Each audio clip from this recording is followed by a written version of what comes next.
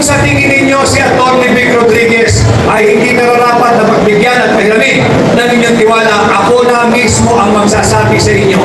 Huwag ninyo akong tangkilikin, huwag ninyo akong iboto parang awan na ninyo.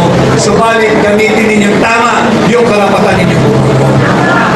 Ganito na dapat ang ating level ng ating maturity pagdating sa politika. Ako ay inyong formal at opisyal na aplikante bilang senador.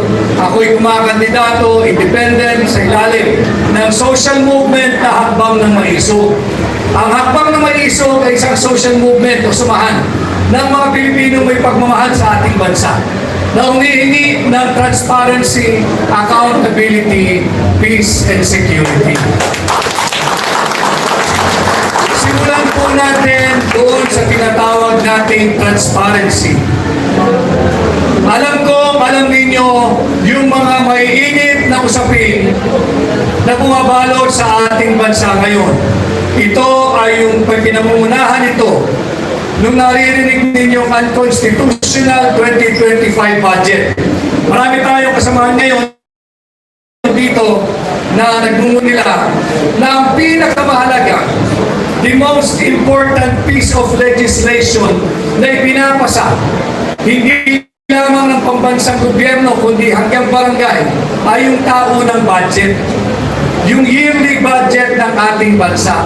That is the most important piece of legislation that Congress has to pass year in, year out. At kung ito ang pinaka-importanteng batas na ipinapasa ng ating Kongreso taon-taon, dapat lamang ito ay naaayos, nasa ayos at konstitusyonal. Subalit ngayong 2025, unconstitutional yung budget na pinirmahan ni Bongbong Marcos, yung taong na minsan kong nakasama at minsan kong tinulungan ng lubos. Kinakailangan malaman ninyo ito. Sisikapin ko na pasimplihin natin ang usapin tungkol sa budget. Huwag po kayong malulunod na budget, masyadong mabigat yan, hindi ko interest yan. Hindi o. Interest nyo ito sapagkat yung pera ng tao ng budget ay pera ninyo. At bawat piso ninanakaw ng mga tiwaling mambabatas ay pisong kabawasan sa social services na dapat sana ay napupunta sa inyo. Simulan po natin sa transparency. Yung budget po ng 2025, binigyan ng zero funding ang PhilHealth. Sino ho ba ang gumagamit ng PhilHealth o nakagamit na ng PhilHealth dito ngayong hapon? Malaking bagay ang PhilHealth kung meron pong nagkasakit o kaya'y na-hospital, na-confine. Subalit ngayong taon, zero budget po ang binigay ng Marcos administration of PhilHealth. Wala pong pondong ibinigay. Dahil daw, marami ng pondo o marami ng pera ang PhilHealth. Mali pong pananaw iyon. Sapagkat sa kasalukuyan, pag gumamit ka ng PhilHealth card mo, ay mabibigyan ka, please correct me if I'm wrong, mga 35 to 40% na discount. Mga ganyan halaga. Kung maraming pera ang PhilHealth, dapat ang ginawa ng Marcos administration, hindi na lamang 40% discount, 100% discount. Subalit, ayaw nila ng ganon. Kinakailangan magpahirapan pa rin kayo, kinakailangan magbayad pa rin kayo. Sinasabing maraming pera. Kung maraming pera ang PhilHealth, dapat zero na yung ating out-of-pocket expense. Dapat 100% na ang ating discount. At bukod dyan, yung sa ating mga kasamang senior citizen, dapat kung talagang maraming pera ang PhilHealth, kagaya ng sinasabi ng administration ni Bongbong Marcos, assistive device or assist devices. Ano po yun? Yun po yung mga baston, yung mga tukod, yung mga saklay, yung mga wheelchair.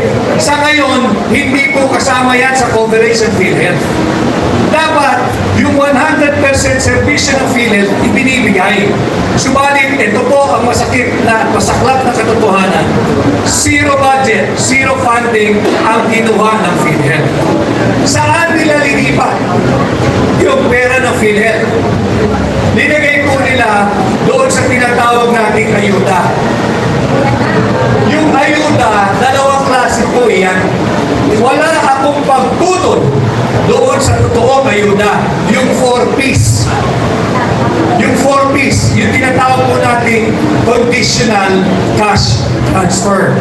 Yung 4Ps, kinakailangan nakarehistro ka.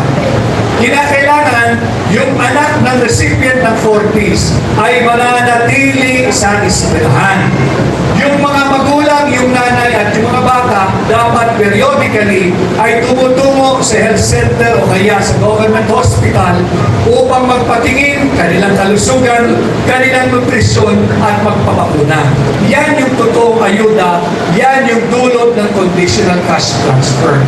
Ang tinututulan ko na dapat tutulan din ninyo dahil ito'y pera ninyo ay yung huwad na ayuda, yung AKAP o yung AYEX.